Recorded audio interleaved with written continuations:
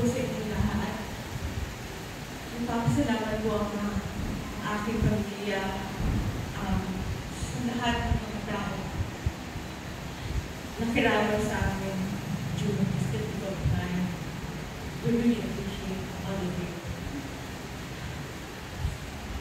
Kanina po tagabi na mawala ng isang mahal sa buhay, lalo na sa mga magulang mo na wala. Pero inisip ko na lang po na tapos na ang kanyang pain. Naligaya siguro siya sa piling ng ating mga kapal. Hindi ko lang siya malilimutan. Isa po siyang napakabait na tao sa kabila ng kanyang pagiging stricto. Marami siyang tinuro sa akin.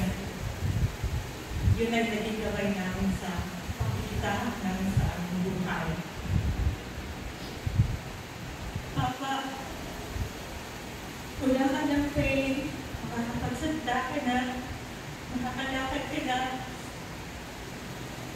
Makikita mo na si Ryan, ihagod ko sa kanya.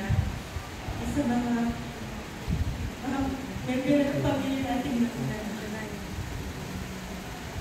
Makikita pa tayo ulit, Papa. Mahal na mahal ka na, hindi ka natin makakalaga.